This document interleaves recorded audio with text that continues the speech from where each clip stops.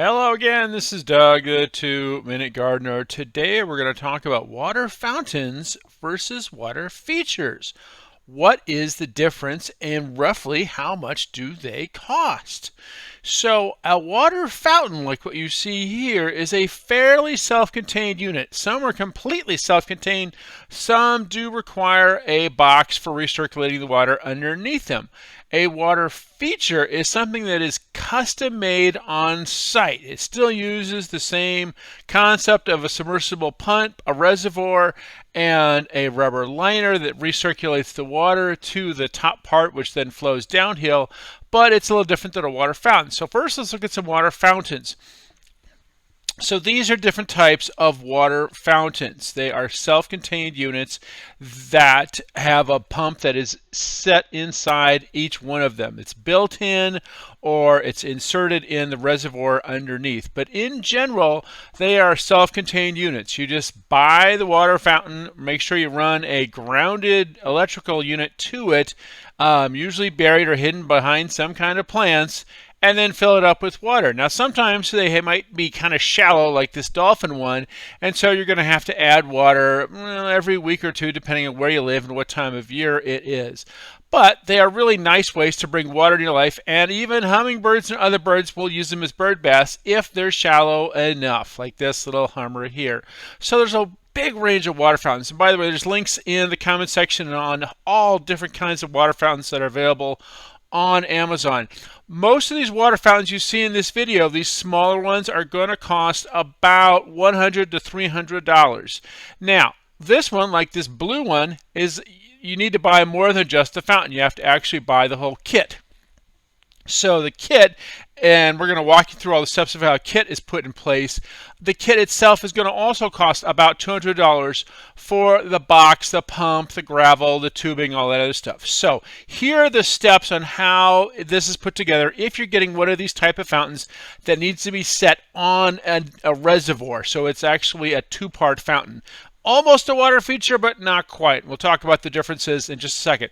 So first up, it's important that you make sure you run in the appropriate electrical to the area where the water fountain is going to be at. You want to make sure it's a GFI outlet, something that is grounded against water getting into the outlet so it doesn't blow a fuse in your house. So make sure it's a GFI outlet that you've set up for your water fountain. Then you need to dig a reservoir bigger than the box it's going to go in. All of these water fountains require some kind of a reservoir that pumps the water back up through it, because certain water fountains don't have actual built-in reservoirs like the one you're seeing installed here.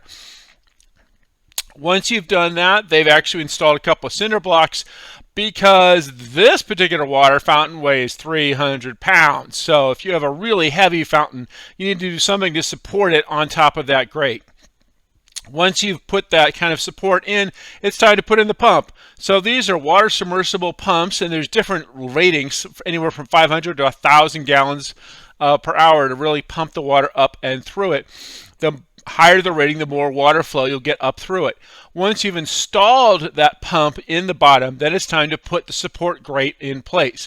And again, if it's a very heavy fountain, like what you're going to see these guys put in place, you need to support this grate with some cinder blocks so that it doesn't just crack right through the grate. All right, the guys have put in the grate, and now it's time to muscle this son of a gun into place. And carefully insert that little support tube. That's what pumps the water up through it. So they're feeding the tube down through the grate and then connecting it to this submersible pump and then stabilizing it in place. And this is a little tedious, and again, if it's a really heavy one like this one is, and boy, it was, my back hurt just watching these guys do this.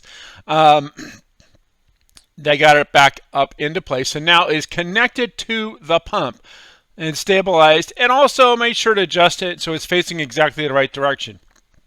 Once it's done, then it's time to reinstall all of the mesh on top, because we're going to cover this all with rocks once they are certain that it actually is functioning and working well, as you're going to see here. So let's hear what this one sounds like.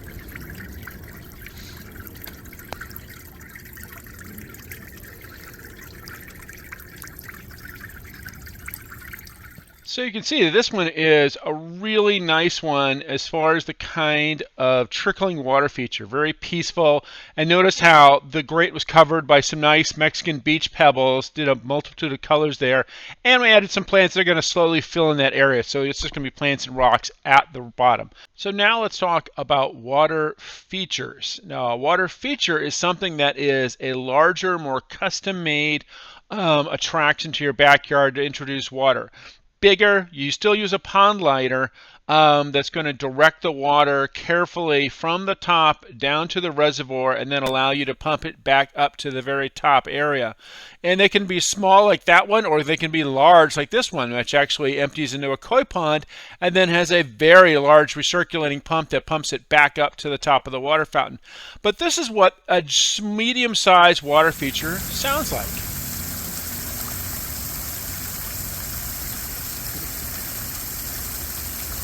See, isn't that a relaxing sound to have in your backyard?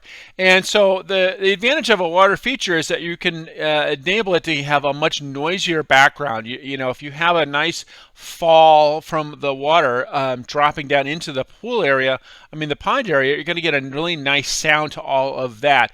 The disadvantage is that you have potentially more water loss. So it's important when you do a water feature that you put some kind of autofill valve in it. And if you go to a local water store, pond store, they can show you what an autofill valve looks like, so you can keep the water level at a constant amount. The other disadvantage is, of course, the expense. These water features, like the one that you saw and listened to, that's probably about a $5,000 water feature. So water features are going to generally cost anywhere from $3,000 to maybe $10,000, maybe more. Sometimes you get really big, expensive ones like what you see here.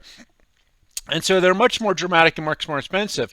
Again, the price difference between the two, a water fountain is going to cost anywhere from $300 to $700, depending on how much of a kit you have to buy.